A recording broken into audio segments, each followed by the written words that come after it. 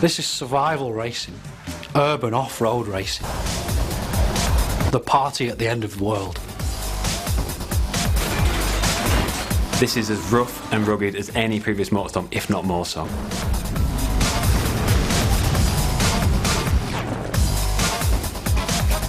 So what we're here to do is put a couple of diaries together that really try and explain the two major modes in Motorstorm Apocalypse.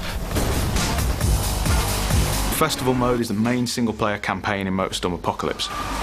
You'll race amongst buildings which are falling down around you, on the beaches, down in tunnels, in the sewers. In this game, the festival represents a much more story-driven campaign. Every race has a sense of persistence. You go from track to track, and whatever happens in the last race will follow over into the next race.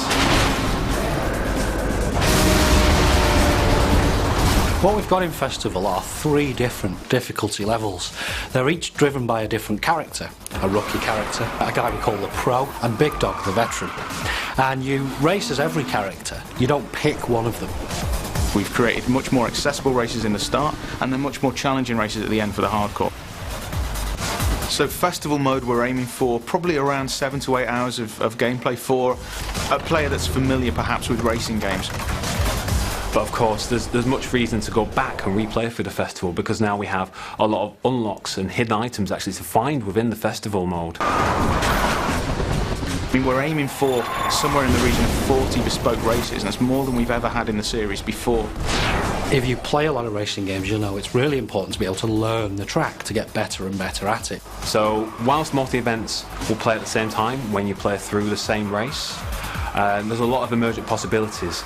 So players will experience certain levels of predictability that at least allow them to learn the tracks, but they're never too sure what's going to happen around every corner. Motorstorm has always been about the vehicle classes. We've now got 13 in total, which are 5 new vehicle classes. So you've got all the existing vehicles from the previous games, monster trucks, big rigs, buggies, bikes, etc., which all bring their unique style and handling abilities to the game. We're now introducing vehicles which are a bit more suited to the city.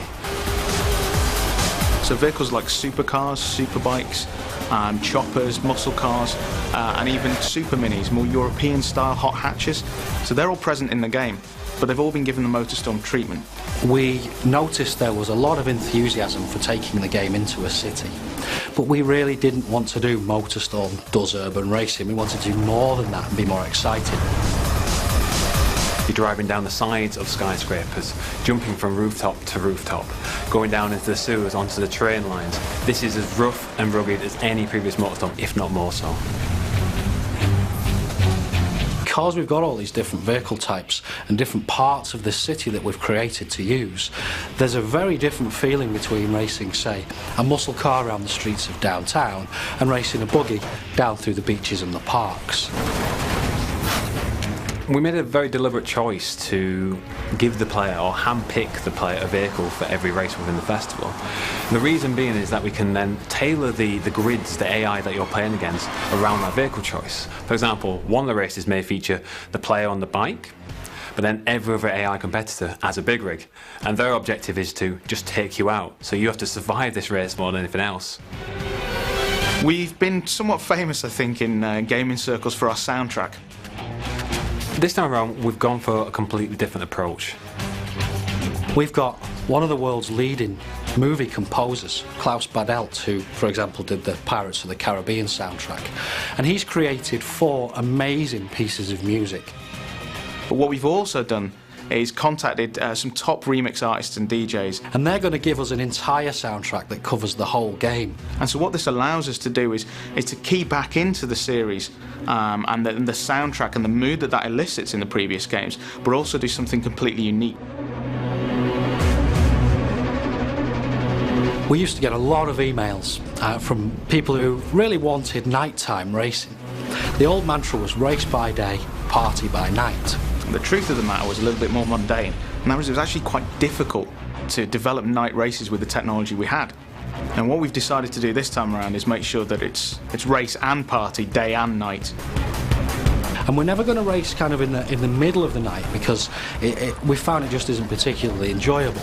It's dark enough so that the headlights have a use, and it really makes the race feel different to how it would play out in the daytime.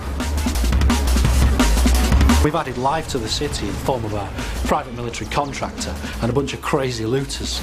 You can run these guys over, some of them will attach themselves onto your car, and the military will start firing rockets at you. They've got a huge arsenal of tanks and helicopter gunships to try and disrupt your race and to try and get you to turn around and head back out in the city.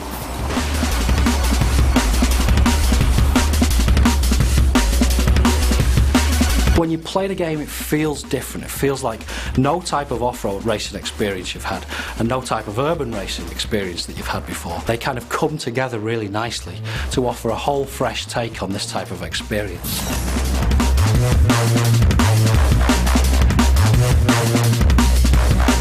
We're now saying it's racing and partying. 48 hours of insanity before everybody has to get the hell out of the city.